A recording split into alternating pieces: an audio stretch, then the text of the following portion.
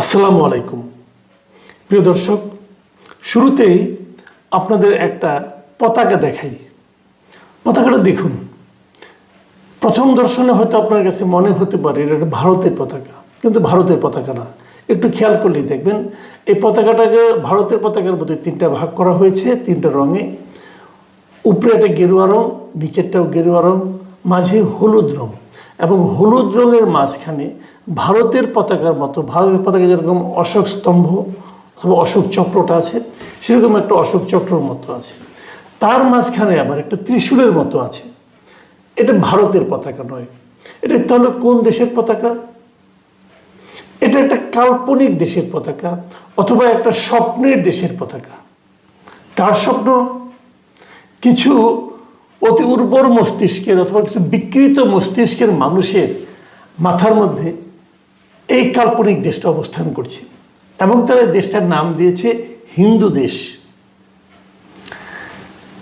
এই জিনিসটা আসলে কোথায় পেলাম আমি, সেটা আমি আগে বলি। এই হিন্দু দেশটা তারা কল্পনা করছে এটা নাকি বাংলাদেশকে ভেঙে দুটো দেশ করা হবে। এই একটা দেশের নাম হবে বাংলাদেশ, আরেকটা দেশের নাম হবে হিন্দু দেশ। সেই হিন্দু দেশটা কোথায়? হিন্দু দেশটা হলো মোটামুটি বাংলাদেশের পশ্চিমবঙ্গের সঙ্গে লাগোয়া যে আমাদের জেলাগুলো আছে সেগুলো নিয়ে, মানে তিনটা বিভাগ মোটামুটি, রংপুর, রাজশাহী এবং খুলনা, এই তিনটা বিভাগকে তারা, বাংলাদেশের ম্যাপটা কথা খেয়াল করুন, আমি আপনাদের ছবি দেখাচ্ছি ওরা কীভাবে করেছে। সেই ম্যাপটাকে উত্তর এবং দক্ষিণ বরাবর একটা তারা রেখা টেনেছে। টেনে পশ্চিমাঞ্চল যেটা আছে সেটা আমাদের জন্য রয়ে গেল বাংলাদেশ, আর পূর্বাঞ্চল যেটা হলো সেটা হলো হিন্দুদের জন্য হিন্দু দেশ। এবং এটা ভারতের সঙ্গে লেগে যাবে তা কিন্তু বলেনি, এটা ভারতের পার্ট হবে তাও বলেনি, এটা নিয়ে স্বাধীন দেশ হবে, এর নাম হবে হিন্দু দেশ। আপনারা তো বলবেন এই পাগলের পাগলামি নিয়ে আমি কেন কথা বলছি? হ্যাঁ, এটা আসলেই পাগলামি। এটা নিয়ে আমাদের এত সময় নষ্ট করা আসলে ঠিক না, প্রয়োজনও না, হয়তো আমি করতামও না। আলোচনাটা করছি এই কারণে, ভারতের আসাম রাজ্য যেটা আছে, সেই আসাম রাজ্যের একটা টিভি চ্যানেল, তার নাম হলো অসম লাইভ 24। তাদের একটা অনুষ্ঠান আমি দেখেছি। আমি আসামের ল্যাঙ্গুয়েজ খুব ভালো বুঝি তা না, তবে বুঝি, আপনারাও বুঝবেন। আসামের ল্যাঙ্গুয়েজ শুনলে আপনি বুঝবেন। আপনারা অসম লাইভ 24 দিয়ে সার্চ দিলে এই টিভি চ্যানেলগুলো পেয়ে যাবেন। এদের ইউটিউব চ্যানেলও আছে। এখানে আমি হঠাৎ করে এটা পেলাম, ওদের একটা অনুষ্ঠান দ্য বিগ আওয়ার। সেই বিগ আওয়ার থেকে 8 মিনিট 4 সেকেন্ডের এই লেন্থের একটা ক্লিপ আমি পেয়েছি।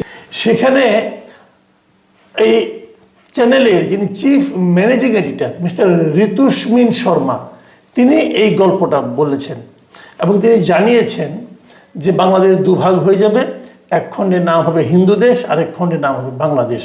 উনি যে কথাটা বললাম এর মধ্যে, এবং এটা উনি কোথায় পেয়েছেন এই তথ্যটা, কে বলেছে তাকে? ইন্ডিয়ান সরকার গভর্নমেন্ট না, তা বলেনি। উনি বলেছেন এটা নাকি উনি সোশ্যাল মিডিয়ায় পেয়েছেন। আমার কথা হলো, যে জিনিসটা ওরা সোশ্যাল মিডিয়ায় পেয়েছেন, পেতেই পারেন, সেটা নিয়ে যখন ওনারা এতটা সময় ব্যয় করেন, এবং এখানে ওনার একজন রিপোর্টারকে উনি এনগেজ করেছেন, তার কাছ থেকে ব্যাখ্যা নিয়েছেন কেন হচ্ছে বাংলাদেশে হিন্দু নির্যাতন হচ্ছে, এই কারণে হিন্দুরা একত্রিত হচ্ছে, তারা দাবি তুলেছে একটা পৃথক রাষ্ট্রের, এটসেট্রা এই সমস্ত নানা কাহিনী উনি এখানে বর্ণনা করেছেন। তো একটা টেলিভিশন চ্যানেল যখন এরকম প্রচার করে, এবং সেটা তাদের মিডিয়াতে, সোশ্যাল মিডিয়ার যে পেজগুলো আছে সেখানে এখনও বিরাজ করে, তখন কিন্তু এই প্রশ্নটা নিয়ে, এই বিষয়টা নিয়ে আমাদের উদ্বিগ্ন হওয়ার মতো বিষয় আছে। আমরা একদম উড়িয়ে দেব, সেটা ঠিক হবে না। কারণটা হলো এটা, দেখেন ভারতীয় মিডিয়াগুলো এগুলো অনেক কিছু বলছে। রিপাবলিক মিডিয়া যেটা আছে, রিপাবলিক মিডিয়া, সেটা আমরা দেখছি, ওখানে পাগলের প্রলাপের মতো একজন লোক নেচে নেচে কী যেন বলে, সেটা তো আপনারা অনেকে দেখেছেন। কিন্তু এভাবে আমাদের দেশের যে সার্বভৌমত্ব, তার উপর হস্তক্ষেপ, সেটাকে আবার তারা দেখাচ্ছে, এটাকে আপনারা কী মনে করেন? আমি এটা দেখে আসলে একটা আতঙ্ক বোধ করেছি, এই জন্যই আপনাদের সঙ্গে শেয়ার করলাম। এই চ্যানেলের কিন্তু, এই মিডিয়ার কিন্তু আরও অনেকগুলো ভিডিও আমি এরকম পেয়েছি, যেগুলো নিয়ে আপনারা হয়তো ভাববেন যে এগুলো নিয়ে আমি কখনো করি না, আমি আগেই পেয়েছি, করিনি। যেমন একটা আছে আপনার, যেমন এই যে একদিন আগে দেখলাম যে বাংলাদেশে যে হিন্দু ধর্মগুরু যে চিন্ময় কৃষ্ণকে গ্রেপ্তার করা হয়েছে, এটার নাকি কঠিন সমালোচনা করছে ট্রাম্প, এবং উনি নাকি ধিক্কার জানিয়েছেন বাংলাদেশের সরকারকে।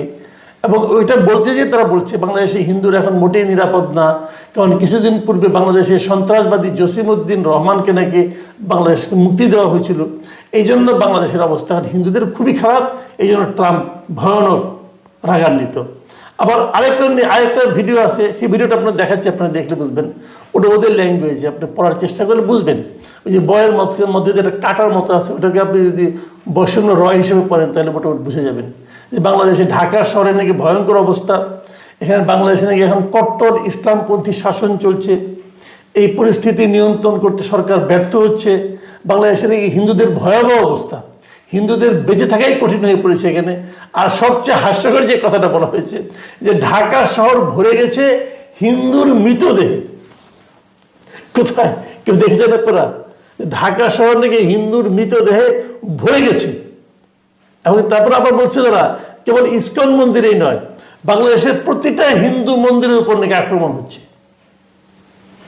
এই ধরনের উন্মাদনা ভারতীয় মিডিয়াগুলো ছড়াচ্ছে, এবং এই মিডিয়াগুলো কিন্তু নামগোত্রহীন মিডিয়া নয়।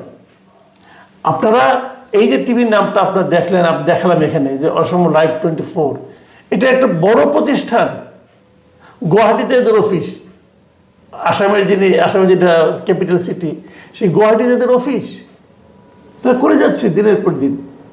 এগুলো ইন্ডিয়ান গভর্নমেন্ট যদি প্রশ্রয় না দিত, যদি প্ররোচিত না করতো, তাহলে এগুলো হতে পারতো না।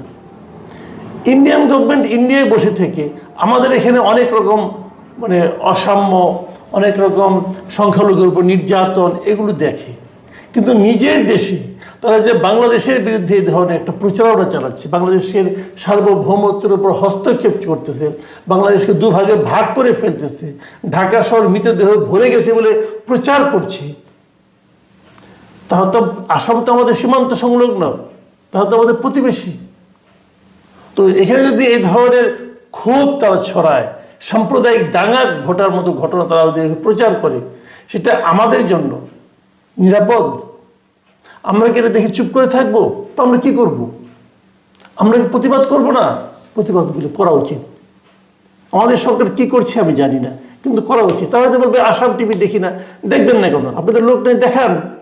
আমি একটা সিঙ্গেল মানুষ, আমি যদি দেখতে পারি, আপনারা পারেন না কেন? আপনাদের এত বড় প্রতিষ্ঠান আছে, পারেন না কেন? ঠিক আছে, পারেন নাই। এই যে দৃশ্যটা আমি দেখালাম, আপনারা দেখুন, এটা খোঁজ করুন, এখন খোঁজ করে প্রতিবাদ করুন। আমি তো মনে করি সরকারের উচিত হবে এই সমস্ত বিষয়ে শক্ত প্রতিবাদ করা। যদি সরকার নতজানু না হয়ে থাকে, যদি সরকারের মেরুদণ্ড বলতে কিছু থাকে, আমি তো আশা করব প্রতিবাদ করা। আমি কালকে দেখলাম একটা আমাদের যে আইন উপদেষ্টা, উনি একটা স্ট্যাটাস দিয়েছেন সোশ্যাল মিডিয়ায়, আমি খুব খুশি হয়েছি। উনি কিন্তু দৃঢ়তার সঙ্গে বলেছেন ভারতের যে আচরণ, ভারতের যে চিন্তা এবং প্রকাশ, উনি সেটা তীব্র সমালোচনা করেছেন। এগুলো করতে হবে, তারা বানিয়ে কথা বলবে, আর সেটা আমাদের মেনে নিতে হবে, এটা তো ঠিক নয়। আমি মনে করি সরকারের সমস্তভাবে কী পদক্ষেপ নেয় সেগুলো আমরা সামনের দিনগুলোতে খেয়াল করার চেষ্টা করব। প্রিয় দর্শক, আপনারাও খেয়াল করবেন সরকার আসলে কি সিদ্ধান্ত নেয় এই আসামের এই লাইভ 24 টিভির ব্যাপারে। কারণ যারা আমাদের সার্বভৌমত্ব নিয়ে হাসি ঠাট্টা করছে, ঢাকা শহর হিন্দু মৃতদেহ ভরে গেছে বলে প্রচার করছে, এটাকে এভাবে ইগনোর করা চলে না।